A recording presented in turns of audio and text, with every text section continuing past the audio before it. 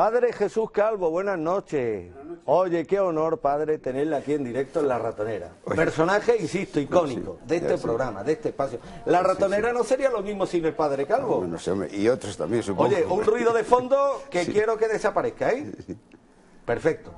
No sería lo mismo La Ratonera sin el padre Calvo, ¿eh? Bueno, sí. Sería uno más quizás en la buena información, que es lo que importa de estas manifestaciones públicas, sí. La enseñanza, la claridad de principios, la autenticidad y, por supuesto, la verdadera moral. La verdadera moral. Por cierto, padre, llegó usted ayer a Málaga, sí. ha visto que la expectación que ha despertado entre los amigos los incondicionales de este programa, de lo que representa esta casa, soluciones y demás, difícilmente esto lo podría haber obtenido ningún otro personaje de nuestro país, ¿eh, padre? Bueno, no sé, quizás porque cada jueves intervengo, puede ser también por eso, vamos. Por no ser ya novedad, vamos. Sí.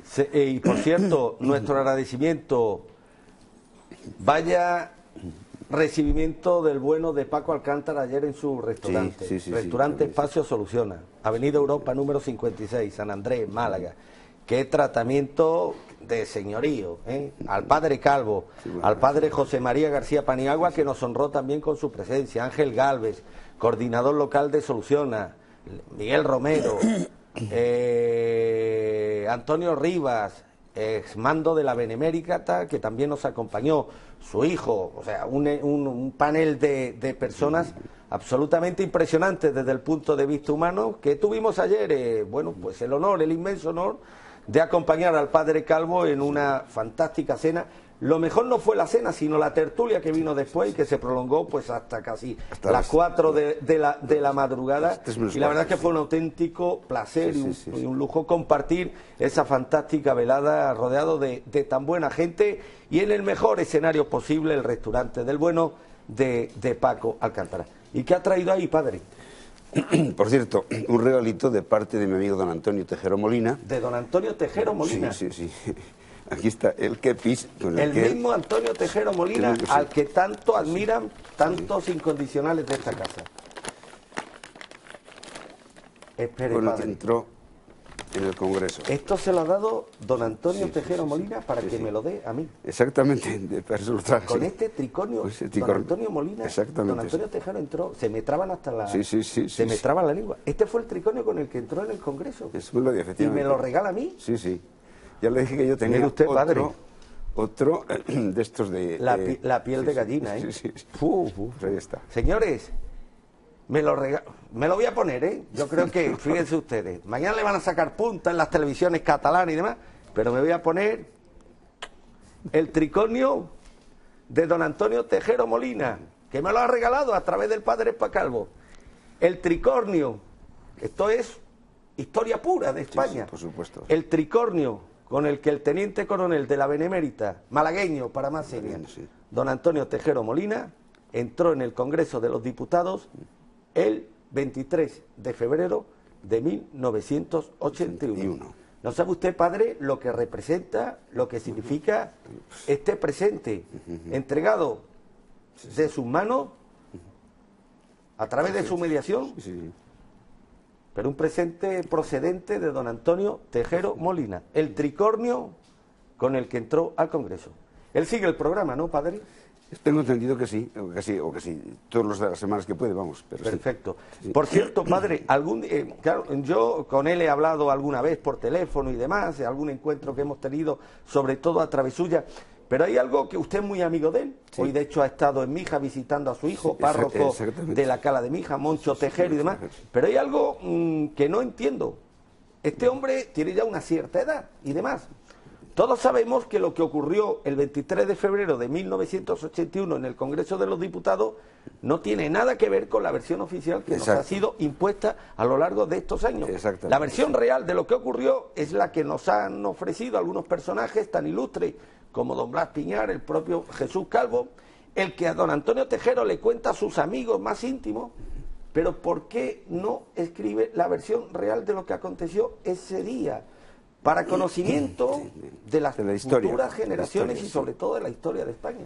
Pues en parte me ha dado una explicación no sé si suficiente, de que, claro, teme que corten, que falsifiquen, que parcialicen la versión que dé. Y seguramente pues también las editoriales que puedan ver esto podrían tener incluso problemas. Tercero, él tiene 2 hijos guardias civiles, ¿no? Uno ya es coronel, el mayor. Quizás tampoco quiere perjudicarles en esta cuestión y prefieren que sigan su ruta y con que los íntimos sepamos lo que realmente pasó. Y yo que he publicado esto, porque además lo he publicado en varios periódicos, en los de León, además han venido a mi casa. Yo no he buscado los medios de comunicación, me han buscado a mí. Y he salido fotografía diciendo la verdad de toda aquella falacia, aquella hipocresía borbónica, aquella traición de sus propios compañeros y por lo tanto la falsificación de quien intentó ponerse las medallas salvando la democracia cuando realmente solamente buscaba su grupito selecto de... Antonio Tejero, padre, entró en el Congreso convencido de que era una operación que estaba siendo promovida por el propio jefe del Estado, Juan Carlos I. Exactamente, sí, estaba detrás de todo, lo sabía perfectamente, por eso tardó tantas horas en hablar. O sea que el famoso elefante blanco se trataba del mismo rey. Exactamente. El elefante blanco y demás. Y el que Tejero lo único que hizo fue dar un contragolpe. No permitió que fuesen a hacer lo contrario de lo que habían quedado en hacer. Y por lo tanto fue el valiente que rompió aquello. No fue el rey, fue Tejero. Y por eso tardó tanto tiempo en hablar el rey como que no sabía nada del asunto y como que no, como que salvaba una democracia. No, le iba a poner peor. Es cierto que le ofrecieron a Tejero esa misma madrugada un cheque de 200 millones y un avión para él trasladarlo al lugar del mundo que para él es su tropa, 200 millones para que voten tranquilamente y no pasase nada. Y entonces dijo Tejero que yo no soy un atracador, yo no engaño al pueblo español y por lo tanto no se dejó corromper. Esos son hombres, sí señor. Significativo que los 2 capitanes generales más que la versión oficial más relacionado con esa, ellos llaman intentona golpista, fuesen precisamente los más monárquicos que habían dentro del escalafón K13.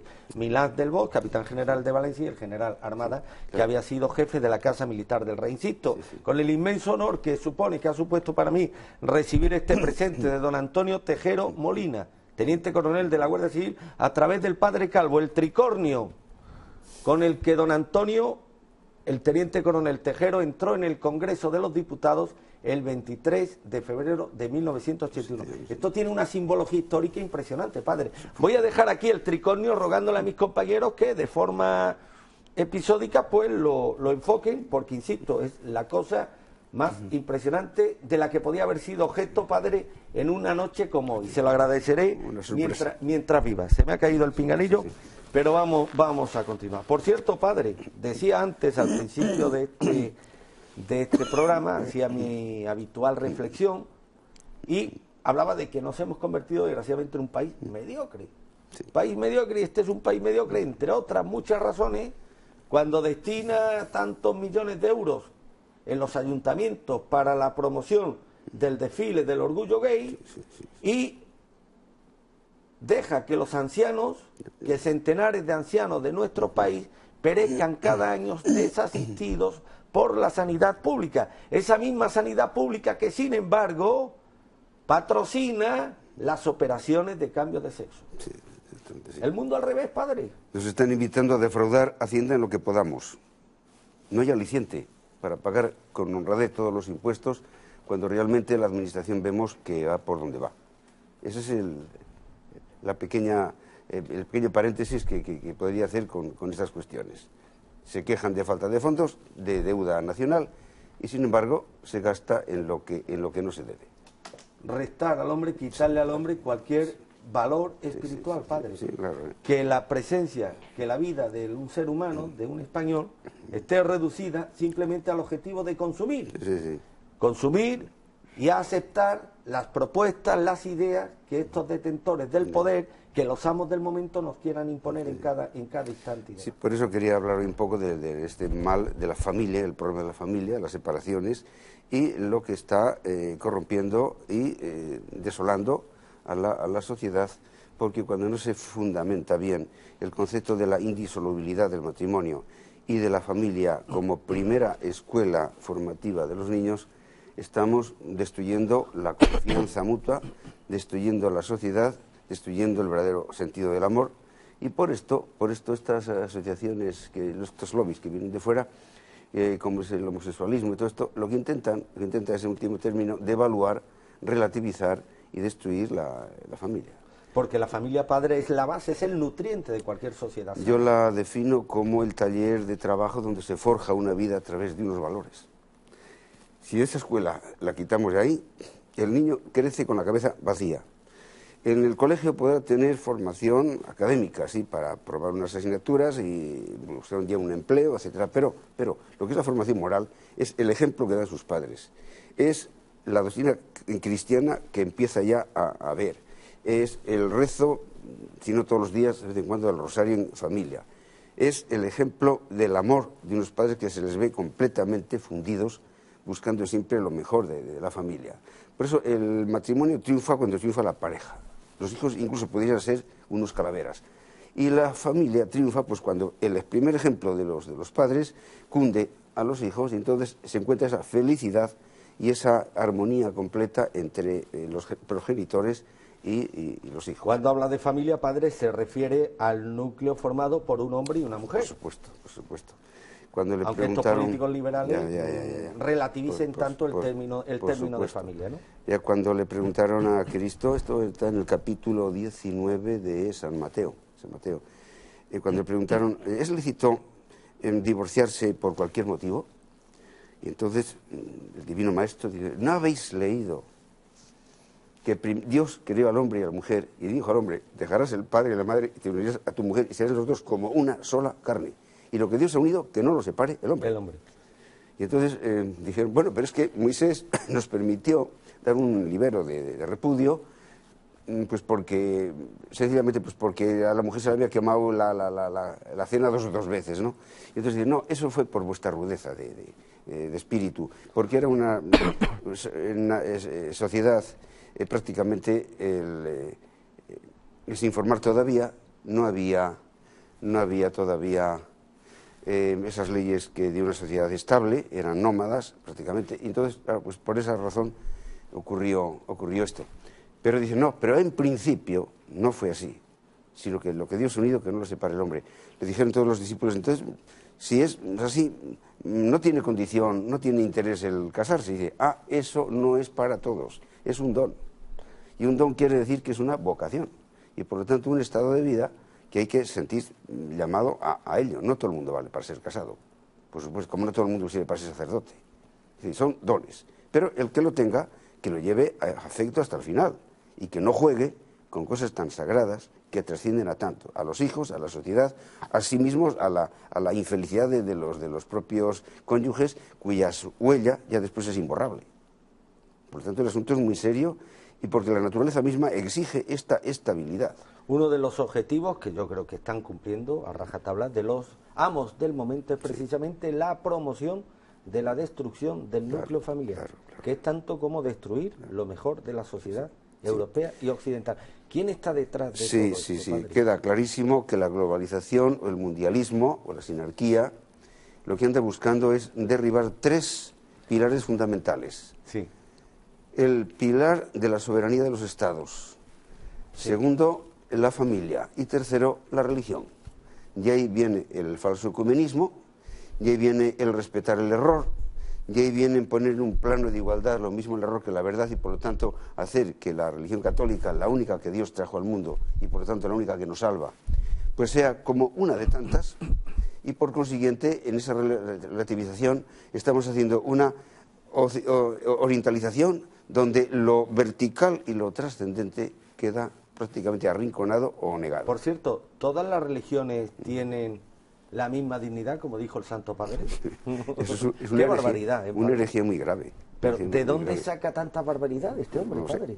Lo grave de eso es que está diciendo que no hay ninguna verdadera y que todas son respetables. O sea que el error se pone a la altura de la verdad y que por lo tanto se puede elegir religión como quien elige pues un partido político o una asociación cultural o ir de vacaciones a donde más te guste. Claro, eso es muy grave porque entonces está relativizando. ¿Para qué está él sino para decir, señores, yo soy el camino, la verdad y la vida? Nadie va al Padre sino por mí. Y el que no está conmigo está contra mí, y el que no recoge conmigo desparrama. Y si seréis mis amigos, si hacéis lo que yo os mando, no lo que yo os recomiendo ni lo que os sugiero, lo que yo os mando. Pues ahora la palabra mandar, la palabra autoridad, no está de moda. Y entonces estamos relativizando, mezclándolo todo y queriendo que todo es respetable y que no hay dogmas que puedan condenar. Desconcertante en cualquier caso el Santo Padre, ¿eh? Sí, desconcertante. sí. Por cierto, hemos sometido, Padre, a la consideración de nuestros lectores esta pregunta que tiene eso aquel. ¿Cree que la masonería está infiltrada en el Vaticano y controla la masonería al Papa Francisco I? Si cree usted que sí, puede votar al número, a los dígitos que están sobreimpresionados en pantalla, 905-810-817. Si usted opina que no, puede votarnos llamando al teléfono 905-810-818. Insisto, ¿cree que la masonería está infiltrada en el Vaticano y controla al Papa Francisco I? ¿Usted qué opina, padre? Lo he dicho muchas veces. Hacía 94 años que la masonería quiso meterse en el Concilio Vaticano I. Y como el gran Papa Pío IX, por cierto, ya beato, les dio con la sartén en las narices, han estado esperando al siguiente concilio. Después de 94 años se han metido en este. Por eso, afortunadamente, providencialmente, este concilio último no es dogmático. No es dogmático. Y por lo tanto, al ser pastoral, ya lo dijo Juan 23, que no obliga a nadie en conciencia, porque ni va a definir nada, ni va a condenar nada. Y es por el propio Papa. Pues mire que lo digamos. Se reafirma en aquello que dijo en este mismo programa, y que causó una gran polémica, que el Papa Francisco I vende humo o vende flores y no vende frutos. Exactamente. ¿Se reafirma en aquella aseveración, padre? Sí, lo dije hasta a un jerarca del Obispado de León y se lo demostré. ¿Por qué? Pues claro, digo, una cosa, a que no tuve el valor de decir, señores jóvenes que estáis aquí siguiéndome con toda esa ilusión de que estáis viendo al Papa, quede claro que el misterio de la cruz pues es fundamental y sin él no hay verdadero cristianismo ni catolicismo. Y que el que no está conmigo está contra mí, que no hay términos medios, que esto no es relativo, que estamos o dentro o fuera y que Dios es de una pieza y desde luego no es caducable como los fármacos. Por consiguiente, señores, tened ilusión en la vida porque tenéis muchas cosas importantes que hacer, pero contad con el misterio de la cruz, con el deber, para que después podáis también reclamar derechos. ¿Es usted consciente, padre, que estos detentadores del momento, estos detentadores del poder económico, estos amos del momento tienen como uno de sus principales objetivos acabar con la única institución que le podía servir de muro de contención para que para impedir que consumaran sus objetivos? Ese muro de contención, el que nos protegía a nosotros, a los cristianos, de esos poderes económicos que quieren reducir la dignidad del ser humano a su mínima expresión. Pero desgraciadamente ese muro de contención, la propia Iglesia se está encargando de demolerlo, padre, en los últimos años.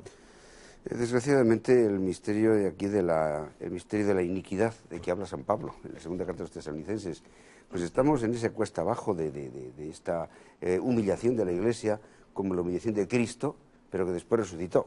Y entonces ya el tercer secreto de Fátima, por ahí va, que no se ha aclarado, no se ha revelado totalmente. ¿Por qué? Porque no interesa.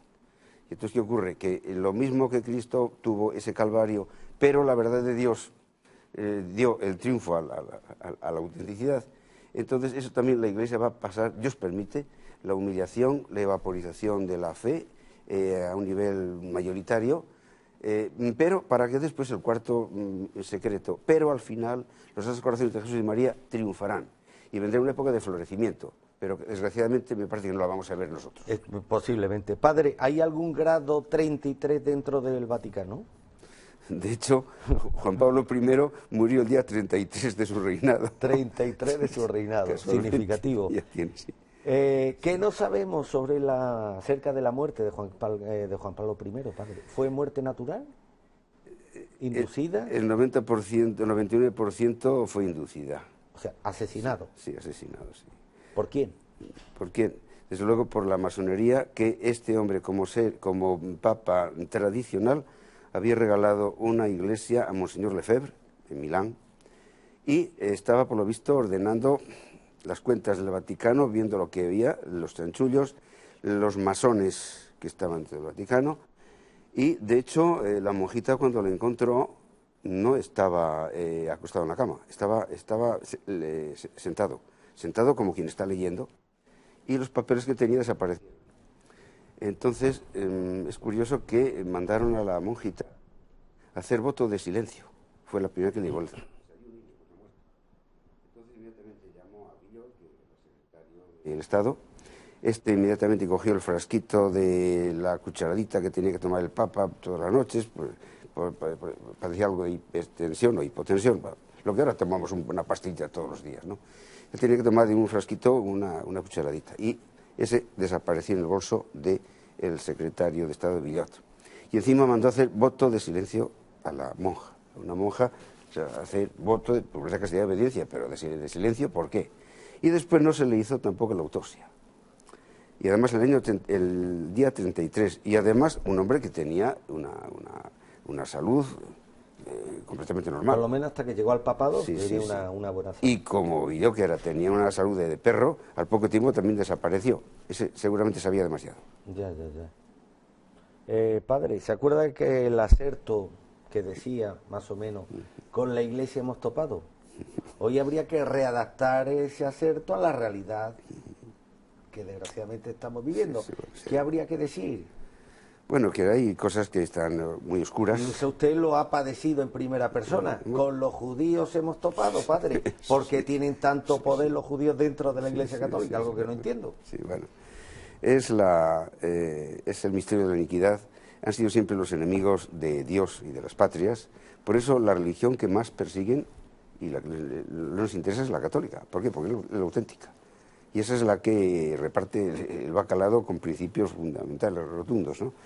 Las demás no le importan pues porque son liberales, y entonces pues bueno, pues van buscando el negocio, andan buscando no la verdad, sino la publicidad, y por lo tanto están mediatizadas también pues por estas sectas, ya digo, satánicas prácticamente, a través de las varias clases de masonerías que hay. Entonces les interesa hacer una especie de allanamiento de todo, donde nada sea dogmático, donde nada condene a otro, al error, y por lo tanto hacer ese mundialismo o esa globalización, haciendo una dictadura mundial, cuyo Dios va a ser el dinero, el único Cristo en el que creen. Los judíos. Claro, por supuesto. Es curioso que los papas estos últimos les hayan llamado los hermanos mayores. Sí. ¿Hermanos en qué? Si no creen ni en Cristo. El pueblo deicida, que todavía no ha pedido perdón por su deicidio. Está claro. Y nosotros somos haciendo el payaso, pidiendo perdón por las peregrinaciones a la defensa de los santos lugares, las cruzadas, la Santa Inquisición, que fue un verdadero filtro contra las herejías, defendiendo la verdad, con una sabiduría impresionante, porque además los mismos reyes pidieron esto, es decir, para impedir ese desconcierto y esa fusión de errores con verdad, hubo que hacer una especie de criba contra los errores, contra las herejías. Bueno, pues ahora estamos pidiendo perdón por todo. Devolvemos a los moros lo que les quitamos en el triunfo de Lepanto, y estamos haciendo el payaso. Y este último, estando ahora en Colombia, en Uruguay estuvo, y eso sí, pidiendo perdón por los crímenes de los descubridores. Pero, señores, ¿a quién debe usted su fe?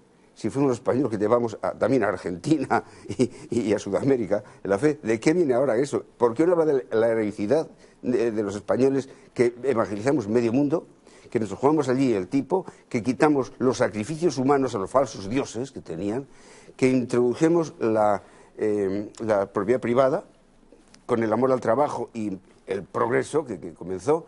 Si salimos de un mundo bárbaro, le convertimos en lo que ahora va a ser precisamente el cimiento y la reserva que va a venir seguramente para acá, en ocasiones. ¿Por qué no empieza usted por eso y deja las excepciones y no haciendo ley de lo que son excepciones? Como en toda obra humana también. Padre, ¿creerá en Dios el Santo Padre? Bueno, eso bueno, no. En Dios cree todo el mundo, hasta los ateos. ¿Sí? Hasta los ateos creen en Dios, ¿y eso? Sí, muy fácil, muy fácil. El ateísmo solamente existe en la pura práctica, en la teoría no. Primero porque es indemostrable la inexistencia de Dios. Mientras que la existencia, por vía racional, Santo Tomás de Aquino lo demostró, hay 5 vías o 5 argumentos racionales incontestables a favor de Dios. Segundo, porque como venimos de Él y vamos a Él, tenemos esa intuición natural de un ser superior. Claro. Y entonces lo llamemos como lo llamemos, unos adoran al sol, otros a la luna, otros al fuego, creyendo que está encarnado ese poder absoluto. Pero todo el mundo cree e intuye en eso, y por eso hemos nacido con una conciencia del bien y del mal, y que si la respetamos, seguimos en gracia de Dios. Padre, ahí tenemos precisamente al Papa recibiendo el crucifijo, el irreverente crucifijo, con la hoz y el martillo, en una imagen absolutamente incalificable. Blasfema. Sí, incalificable. Después que además encima la donó a la Virgen de Copacabana. Sí. Absurdo. ¿Qué le sugiere estas imágenes, padre, lo que estamos viendo? Pues, desconcierto. Para quien piense con un poco de lógica, desconcierto. Eso de entrada. Entonces el Papa, hay que decir que una cosa es lo que representa y otra cosa es la persona. Su persona puede ser manejada, puede ser incluso cobarde, puede ser diplomática, pero ojo, está representando al sucesor de Cristo en la tierra, eso sí. Padre, ¿ha tenido usted problemas por sus declaraciones en este programa en el obispado de León, con el obispo de León? No, directamente no. ¿Le han llamado la atención? Cuando declaré en la 4, me parece, y en la 6, creo que algo cortaron o algo lo expliqué bien. No, mejor dicho, cortaron por lo que no interesaba y prometí que no iba a hacer declaraciones en indirecto, porque es peligroso, dado que te pueden, ya digo, tergiversar o cortar y no dejarte dar la explicación. Digo, pero cuando es en directo, estamos precisamente para ser testigos de la verdad. Ese es nuestro cometido. Sería una cobardía, como bien dijo Cristo a través de San Mateo. No se enciende una vela para meterla debajo del celemín, ni se edifica una ciudad en lo alto, sino que es imposible que la luz y la sal sean insípidas, para eso no existe. Entonces, si la sal, cuando no da sabor, solamente sirve para tirarla fuera y que la pise la gente. Estamos para ser testigos de la verdad, y para poner el dedo en la llaga cuando hace falta, y para denunciar lo denunciable desde nuestro punto de vista moral, claro. Nos enseñaron desde niño, padre, que ser católico como ser profeta consistía básicamente en anunciar el bien y denunciar el mal. Claro. Qué poquitos representantes de la Iglesia se atienen a esta máxima. De hecho, los falsos profetas a lo que se dedicaban era al populismo. Claro. Y entonces ocultaban lo que tenían que decir o tergiversaban eso. Por eso el gran profeta Isaías, en el capítulo 56, me parece que es, les llama perros mudos. Y es que su deber es decir la verdad. No hablar para que te aplaudan o decir lo que gusta a la gente oír, sino lo que es, lo que tiene que ser. Padre, ayer leí una frase que me hizo pensar mucho, y me provocó cierta inquietud. ¿Sabe usted que los Boy Scouts norteamericanos han tenido una lucha durante años para que ha impedido la presencia de profesores homosexuales en las filas de los Boy Scouts y demás? Al final el lobby gay, el poderosísimo lobby gay norteamericano, ha conseguido que los Boy Scouts no tengan más remedio que aceptar la presencia de profesores homosexuales. Esto ha sido acogido con disgusto en algunos sectores, de padres sobre todo, pero ha habido un representante cualificadísimo de los Boy Scouts que, fíjese usted la frase que pronunció ayer: tenemos que aceptar la vida tal y como es y no como debería ser. Contra la evidencia más evidente, no me explico cómo. Y el problema es que eso lo podemos trasladar a buena parte de nuestros compatriotas en la España del 2015, padre. Sí, claro, sí, que les horroriza la actual situación, les debe horrorizar, salvo que hayan perdido un mínimo de atisbo de conciencia o de sentido común o de dignidad. Pero sin embargo es muy difícil nadar contracorriente, ejercer la incorrección política y demás, contrapuntar los puntos de vista oficiales. De ahí que las personas se atengan a este inquietante principio de aceptar la vida como es y no como debería ser. ¿Qué implica esto, padre? Que al final esto es tanto como reconocer que el ser humano, el hombre y la mujer, reduce su existencia para convertirnos en entes meramente observadores de una realidad que nos es impuesta por los detentadores del poder y cuya presencia en la tierra se basa única y exclusivamente en consumir lo que ellos nos propongan, Padre. ¿Qué manera más espectacular de denigrar la dignidad humana, Padre? Es convertirnos en seres animales sin alma racional, creada a imagen y semejanza de Dios, y por lo tanto intrascendente, y por lo tanto consumista, y por lo tanto a nivel de lo natural, quitando lo sobrenatural y la santificación del hombre, que para eso ha nacido en la tierra, para dar gloria a Dios, alabarle, darle gracias, honrarle, respetarle, obedecerle, y por lo tanto hacerse merecedor de la vida eterna. Y aún dice esta gentuza de Podemos, Padre, y de la izquierda radical, que ¿para qué sirve la Iglesia?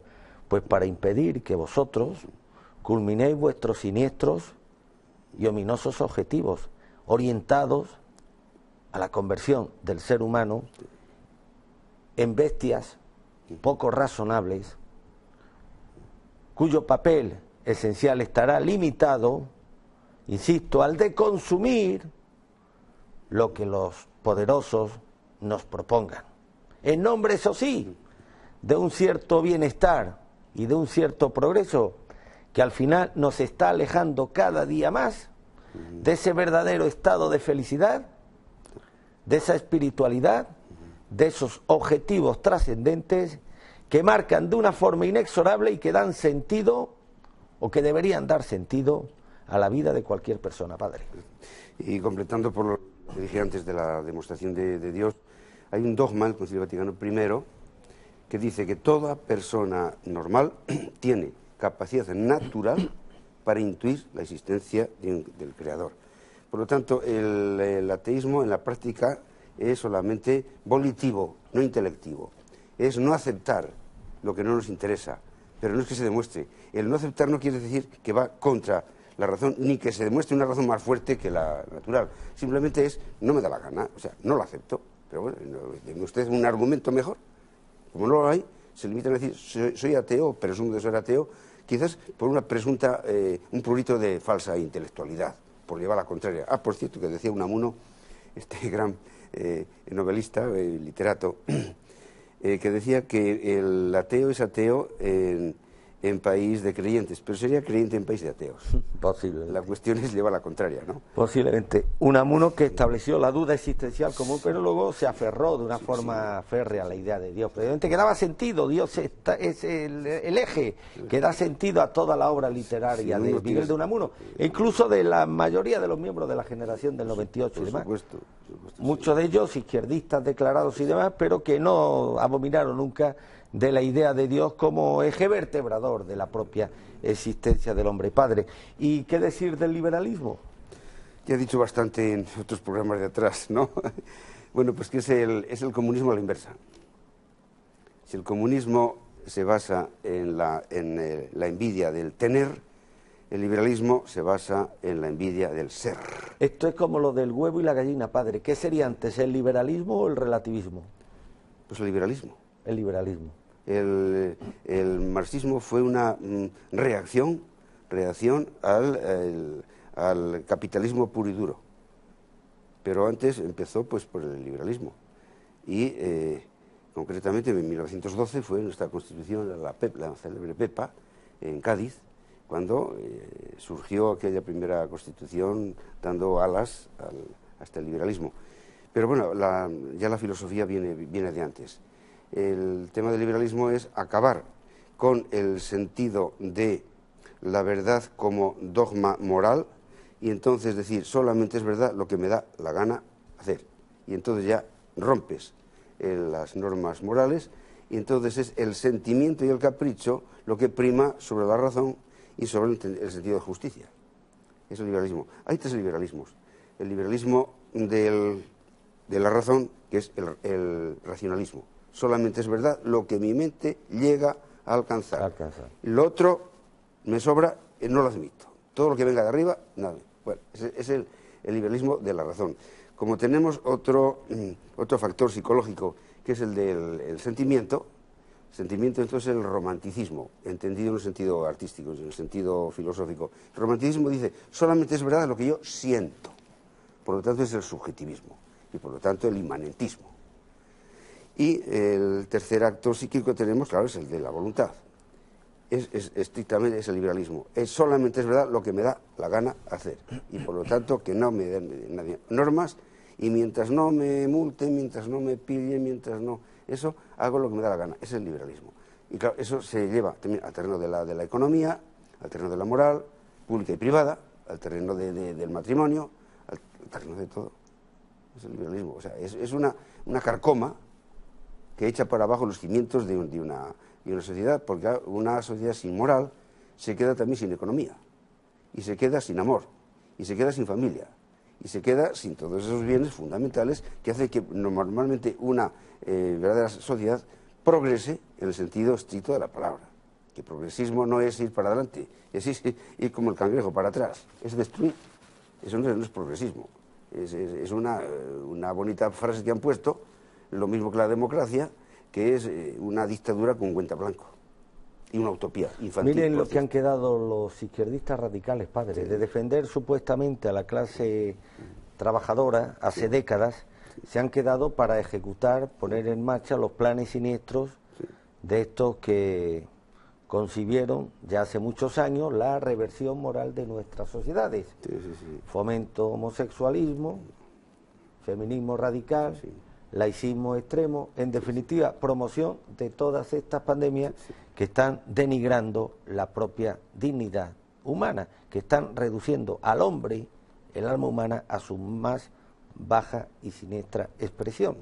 Son tontos útiles estos piojosos de Podemos, estos izquierdistas radicales, tontos útiles de los que manejan el poder económico en la sombra, los que quieren destruir nuestras sociedades, los que quieren destruir la Iglesia, utilizando a tontos útiles como Pablo Iglesias o como el propio Francisco I.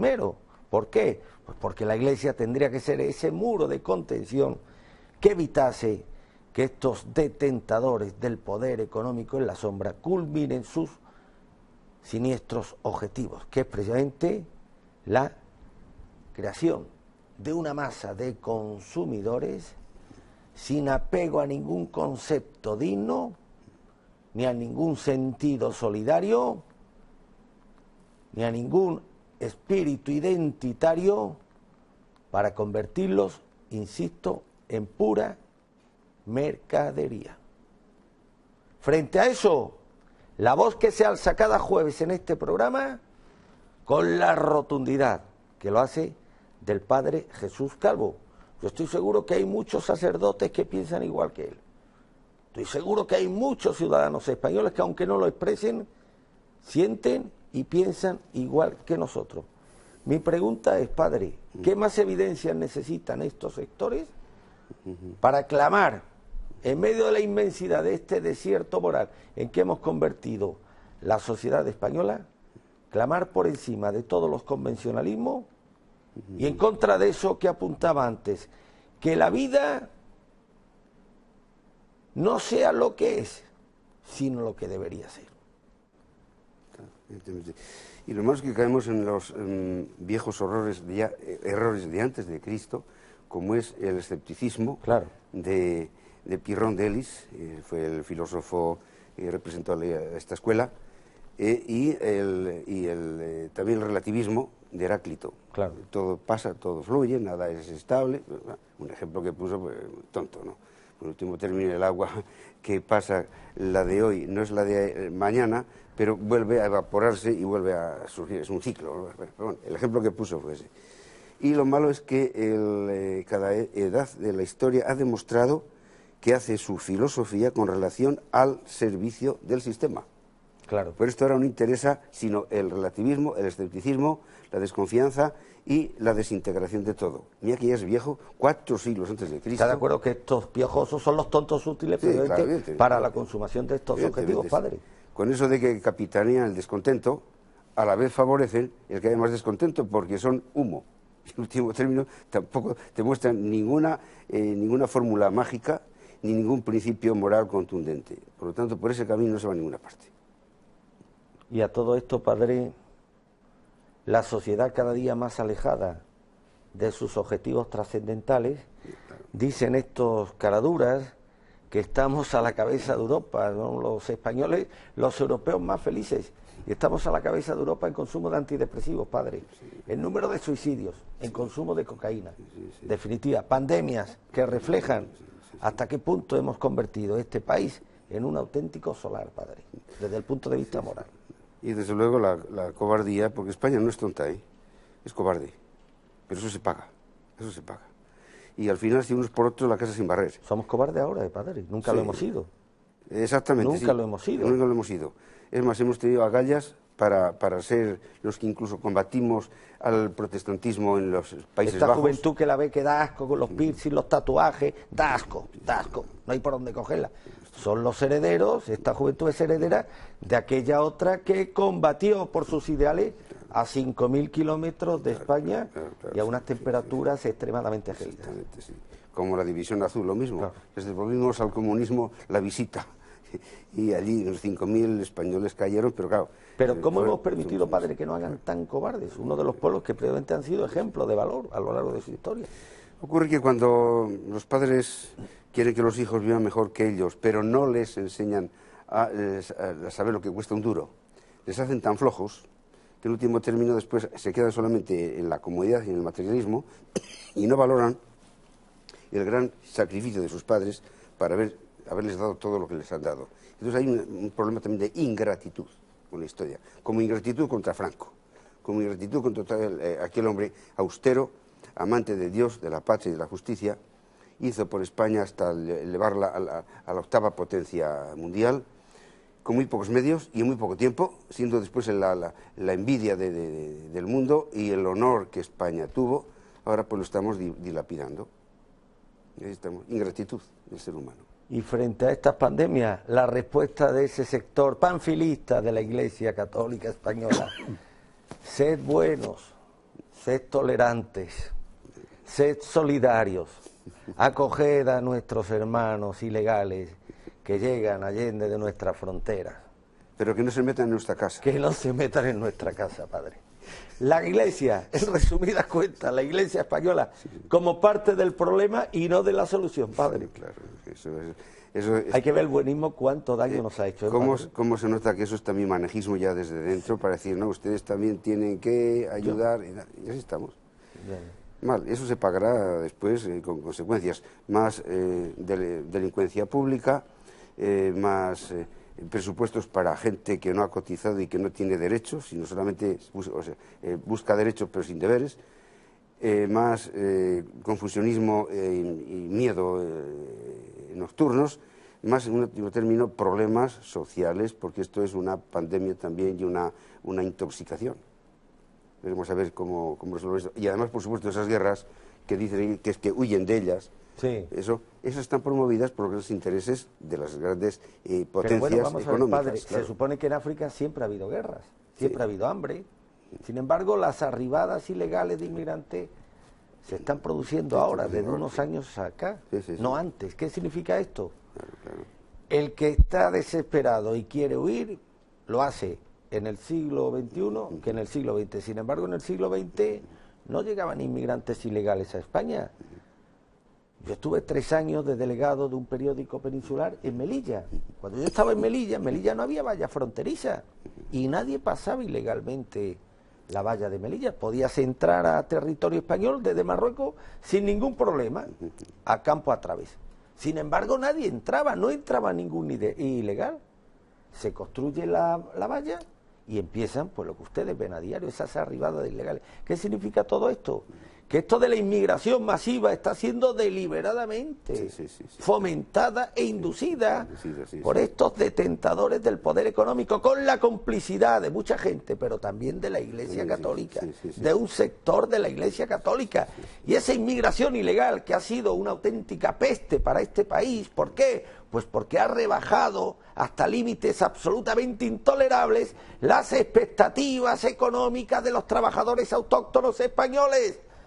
Ahora un trabajador, hay trabajadores españoles, padre, que trabajan ya por 200 euros, algunos hasta por la comida.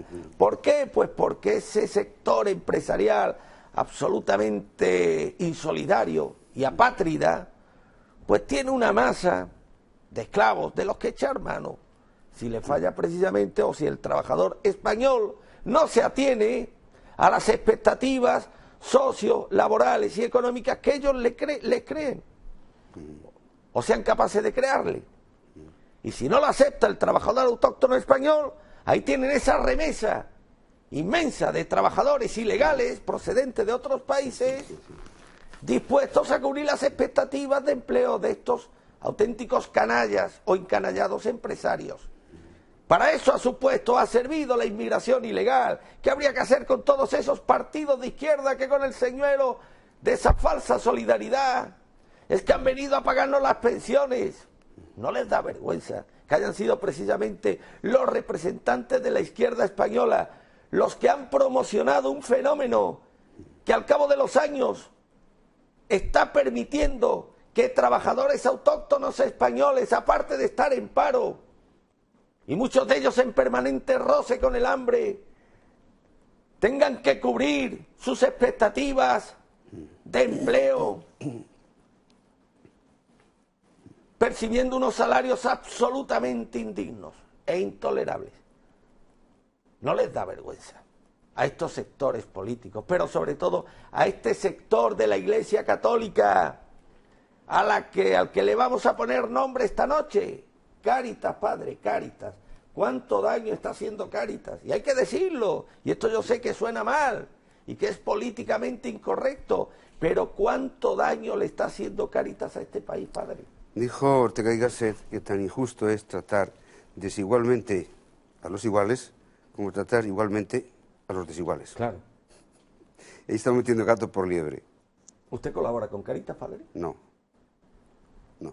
E invitamos a la gente a que no lo haga. E invitamos a la gente a que no lo haga. ¿Por qué? Pues porque Cáritas está precisamente promocionando y promoviendo de forma indiscriminada la inmigración ilegal en nuestro país, que tiene unas víctimas claras, cada día más visibles, que son los trabajadores autóctonos españoles. No es casualidad, hace unos años un encofrador español autóctono, un escayolista o un simple peón de albañil no trabajaba por menos de 1.200 euros. Hoy me consta que hay encofradores que están trabajando hasta por la comida y un poquito más. Y eso ha sido gracias y no a pesar de esa mano de obra semiesclava de la que puede echar mano el empresario español y que ha sido deliberadamente inducida a entrar en nuestro país. Porque al señorito Aznar y a los distintos presidentes de las democracias españolas, títeres del poder económico en la sombra, les ha interesado más que defender y tutelar los intereses de los que menos tienen, defender, proteger y amparar los intereses de los empresarios en sus distintas expresiones y modalidades. Y sin embargo nos siguen engañando, padre. Sí, sí. La estadística dice que en la época de Franco, en el año 75 concretamente, la emigración ilegal era cero. No había inmigrantes ilegales. Ahora hay 6,5 millones. 6,5. Estadística de ahora. ¿En qué quedamos? Por lo tanto, ¿a qué se debe eso? Pues invasión. Y con esa invasión también, ¿qué ocurre? Pues que entonces la filtración también religiosa y la relativización de las religiones hace que nos confundamos y que la perplejidad en materia de moral pues también se esté derrengando. Se interesa la fusión, es lo que interesa el sionismo. El sionismo lo que anda buscando eso, dinamitar la verdad y por lo tanto favorecer el error. Y fagocitar el genio europeo, padre. Claro, sí. Fagocitar el genio europeo. Y que se hagan aquí mezquitas, pero que nuestros cristianos no pueden hacer en su país sus templos. Por cierto, no sé si mucha gente conoce lo que pasó con unos moros de alta jerarquía que fueron a hablar con Putin, a Rusia, y dijo, oiga, ¿usted nos podría vender un buen solar para hacer una gran mezquita en Moscú? Y dice, no hay problema, pero con una condición. me dejan a mí allá en su país nacer un templo ortodoxo. No, eso no puede ser. ¿Por qué? Pues porque su Dios no es el verdadero. ¿Sabe lo que pienso? Que pienso lo mismo de usted. Oye, padre, Sí, y pese a todas las evidencias que nos dan a diario esta gente, esa terca fascinación que siente la izquierda española hacia el Islam, ¿usted lo entiende? ¿Qué han visto en el Islam? Es que es un Islam, efectivamente. Es absurdo.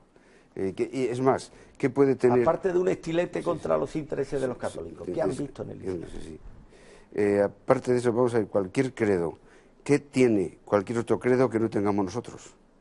Que es la religión que por mejor... eso ustedes planteense por qué no hay ataques contra el judaísmo, ni contra el Islam. ¿Por qué no salen en los medios informativos rabinos pederastas ni imanes pederastas? ¿Por qué siempre son curas pederastas? ¿Por qué siempre los ataques a la iglesia? ¿Por qué nunca hay ataques al judaísmo ni hay ataques al islamismo? ¿Por qué si yo ataco al judaísmo me convierto inmediatamente en un antisemita? Si ataco al islamismo me convierto en un islamófobo. Sin embargo, si ataco a la Iglesia Católica estoy ejerciendo mi derecho a la libertad de expresión. Piensen, analicen, no... Sí. Es absurdo. Higieran todo lo que esta gente les proponen a efectos informativos.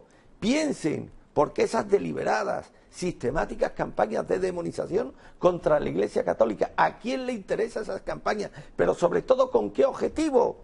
¿No se dan ustedes cuenta que el objetivo es precisamente acabar con esa última roca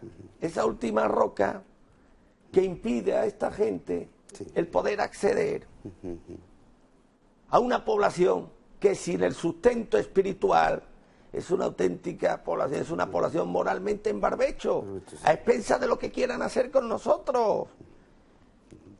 Que nuestro único pertrecho para hacer frente a ese mundialismo y a esos tontos útiles de ese mundialismo, los partidos de izquierda, de la izquierda radical, incluidos Podemos y Ciudadanos, pues es precisamente nuestra pertenencia, con todos sus errores, a la única institución que históricamente ha impedido la denigración del ser humano hacia las actuales cotas, que desgraciadamente tenemos que ver en el 2015.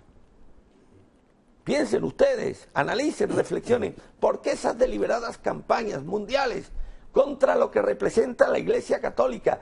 ¿Por qué esa obsesión de los superproductores de Hollywood, que ya sabemos en qué manos están, padre? ¿En qué manos están? En ridiculizar, criminalizar a los representantes de la Iglesia Católica y del clero.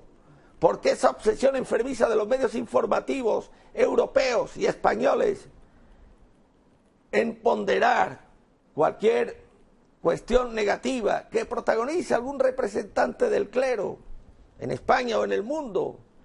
Y sin embargo, ¿con qué capacidad son capaces de camuflar, de esconder, de soterrar los errores, los delitos que cometen a diario los representantes de otras religiones? Pregúntense ustedes por qué esa obsesión hacia la Iglesia Católica, pero sobre todo, ¿quiénes son los promotores y los inductores de esas campañas? Porque mientras aquí se destaca en los medios informativos de que el cura tal en Australia ha abusado de tal niño, que eso habría que probarlo, padre, eso está por ver,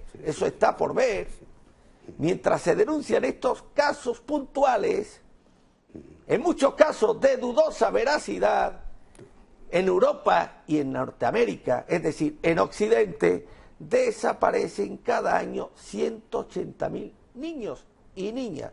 180.000 menores desaparecen cada año en nuestros países occidentales. Desapariciones ligadas a mafias internacionales que en muchos casos no son ajenas a estos inductores, a estos promotores de estas campañas contra la Iglesia Católica. ¿Por qué no ven ustedes reflejados este auténtico drama de desaparición cada año de 180.000 niños en nuestros países europeos? ¿Ustedes han visto estos datos en los medios informativos? Camuflan esto precisamente con esos casos supuestamente puntuales de algún supuesto abuso por parte de algún cura en algún ignoto lugar del mundo. El problema no es que nos manipule, ellos están en su derecho de intentar manipularnos. El problema es que se han encontrado con una población absolutamente resuelta a ser sistemática y deliberadamente manipulada, padre. Sí, bueno, no es que tengan derecho a hacerlo, es que lo hacen de hecho. Claro, claro, claro. Y también se ha camuflado una cuestión, que en 30 años que llevamos de holocausto español, han muerto más españoles en el vientre materno que todos los soldados de todas las guerras de España. Eso también que ¿A razón de 120.000 anual? 120.000. Sí. 30 años. Pues 30 años, sí, es un dato fácilmente verificable. Por cierto, padre, nos escandalizamos, y con razón, cuando estos del Estado Islámico de ISIS lanzan a un homosexual de un 5º piso o de una azotea al suelo y demás. Nos escandalizamos. Pero ¿no tendría también el mismo derecho esta gente a escandalizar? Y fíjate, yo no soy sospechoso de ser apologista del Islam, no soy sospechoso. Pero sí me gusta plantearme ciertas cuestiones. ¿No sería igualmente legítimo que estos islámicos se escandalizaran en igual medida ante el hecho de que en países como España se asesinan cada año en el vientre de sus madres a 120.000 bebés?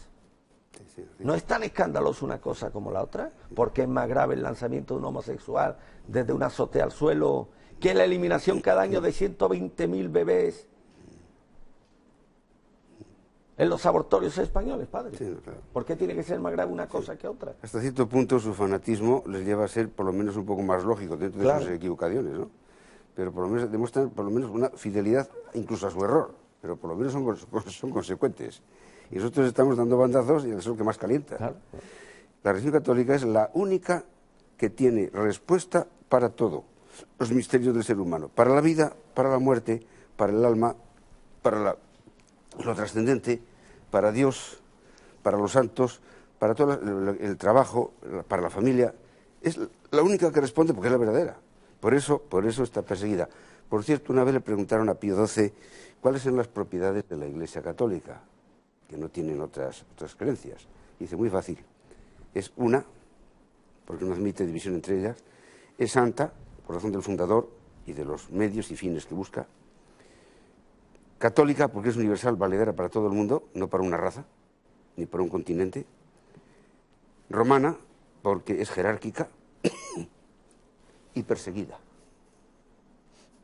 La quinta propiedad que tiene la Iglesia Católica, perseguida, señal de que hace pupa sus verdades y por lo tanto no interesa.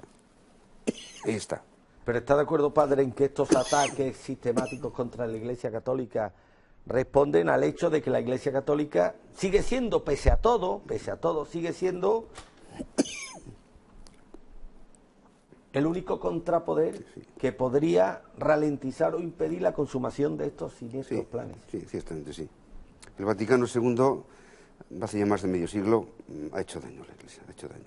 ¿Por qué? Pues porque ha ido contra 4 principios de la teología fundamental, de la teología católica. Y claro, pues eso está minando. Acabamos en un relativismo y por lo tanto pues hay 4 principios que también atacó Monseñor Lefebvre y que no han tenido respuesta, por supuesto. Murió él debiéndole carta al Vaticano. Fue un valiente. La excomunión que se le hizo fue falsa, porque no respondía a ninguna herejía, sino a un acto de desobediencia. Pero es que no se puede obedecer lo mal mandado. Por lo tanto fue consecuente. Y además hay un código, un derecho canónico, que dice que ante el estado de necesidad de la Iglesia, cuando él lo vio tan malo y tan decadente, no se puede obedecer, porque uno sería cómplice de la obediencia. Padre, ¿qué opinión tiene usted acerca de la figura de Escrivá de Balaguer, fundador del Opus Dei? Sería un poco largo de explicar, pero desde luego no es santo de mi devoción. No es santo de su devoción. Por cierto, ¿Escrivá con V o con B? Era Escriba con B. Escriba con B, ¿no? Falsificó el apellido. ¿Apellido judío? Pero judío, su padre era judío, sí. Su padre era judío. Sí, casado con una española que tenía un hermano canónigo en Zaragoza, y gracias a eso entró en el seminario y llegó a sacerdote. Cuando él no pensaba llegar a sacerdote, lo había declarado él, ya de seminarista, que no tenía intención de eso. Entonces, qué misterio había ahí, un poco largo. Algo podía explicar, pero bueno, no es el motivo, no es el momento ya. Y sin embargo, qué fuerza ha tenido y sigue teniendo Sí, en algunos claro, sectores el Opus Dei, padre. Sí, Qué rápido lo canonizaron, ¿eh? sí. Qué rápido lo canonizaron. Que es una forma de canonizar al fundador. Claro. Como también canonizar a papas, también puede ser canonizar al Vaticano II. Y dar cauce Claro. a los millonarios negocios que se han hecho utilizando precisamente el nombre del Opus Dei. Sí, así estamos. En fin, qué difícil es, padre, defender la verdad en Es estos difícil, momentos es de difícil, zozobra. sí, Qué sí. difícil es defender la verdad. Sí, porque te quedas un poco solo, y en el sentido de que, no es que te mire mal, pero te orillan un poco, ¿no? Lo cual no nos importa, porque encima tenemos el honor, como yo lo que hice cuando en aquellas vacaciones, esta gente que viene de vacaciones a hacer el gamberro, me pusieron con letras de 30 centímetros en mi fachada, facha. Y yo, muy orgulloso, compré un spray y puse debajo, gracias a Dios. Bueno, a mí ha visto mis carteles, padre, que mis carteles electorales y demás, que han puesto en todos, ¿eh? Además se han entretenido el bigotito y el flequillo. Bueno, pues... Ellos lo que no saben es que a mí eso no me importa nada. Me hubiera sentido más ofendido si hubiesen puesto la perilla de Stalin, padre. eso sí. Pero en fin, lo otro les puedo asegurar que no me importa demasiado más. Difícil es defender la verdad, pero claro, si un cura, si un sacerdote no la defiende, padre, ¿quién la puede defender? ¿Para qué estamos? Eso es como si un policía hace la vista gorda a un delincuente. Bueno, Claro. pues eso sobra. O somos o no somos. Y por eso nos dijo Cristo que no se puede encender una vela para meter debajo del celemín. Y que si la sal se vuelve insípida, ¿para qué sirve? Y que los perros mudos es el peligro que tenemos, ¿no? De ver una cosa pero mirar para otro lado. Entonces eso es el perro mudo, porque incumpliendo nuestro deber profético, en el Nuevo Testamento en el que estamos, profético, y enseñar el camino de la verdad y de la vida. Padre, y de que la valida la Iglesia española modernizarse tanto si a cambio tiene que contemplar el vaciamiento de sus seminarios y de sus iglesias.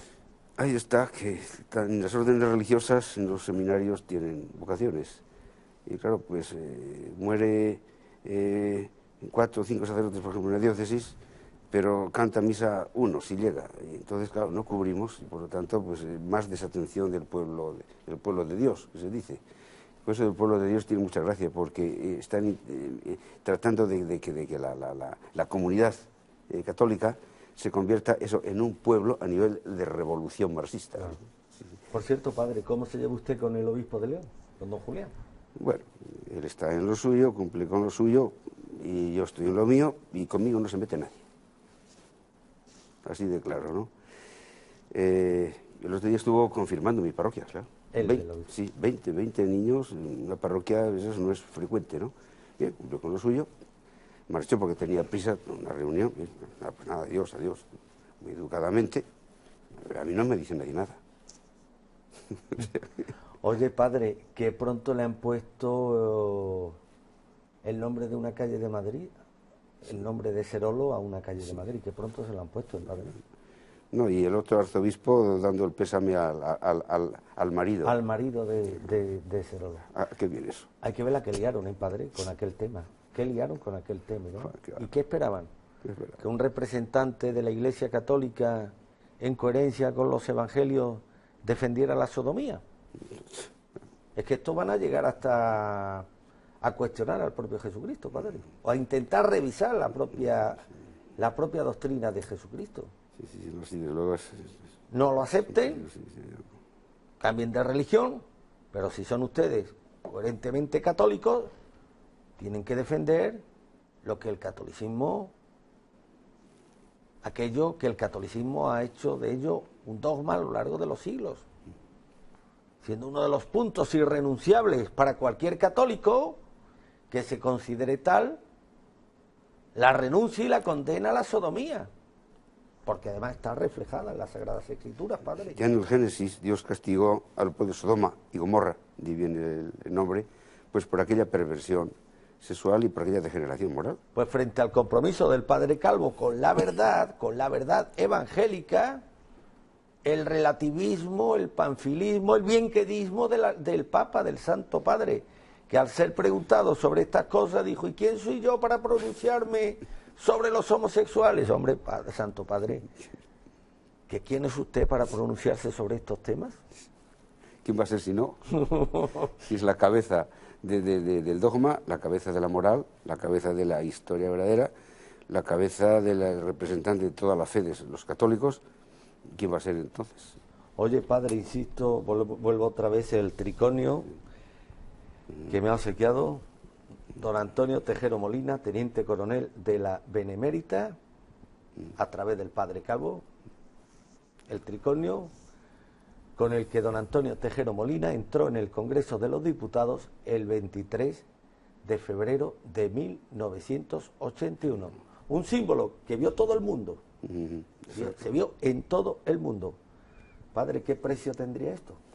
Sentimentalmente no habría dinero para pagar lo que representa este triconio. Históricamente. Pero es un presente absoluto. Yo me he quedado anonadado con este. Es un presente absolutamente de valor incalculable, padre. De valor incalculable.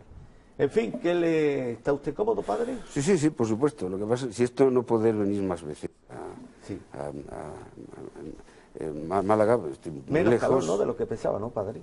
Bueno, hoy lo he pasado, ayer menos, hoy hace terral. Pues sí. El terral es el viento de poniente, que la única ventaja que tiene el terral es que es seco, no es húmedo como el levante y demás, pero es un calor absolutamente insoportable en determinadas horas del día. Pues, ¿qué le parece, padre, cuando nos separan 20 minutos de las 11 de la noche, riguroso directo, Alerta Digital 10 Televisión, emitiendo para toda España en TDT? Si nos refrescamos musicalmente hablando, ¿le parece bien? Sí, músico con además. Este bonito tema que ha elegido nuestro compañero Ricardo. Vamos a ver, Ricardo, ¿qué tal?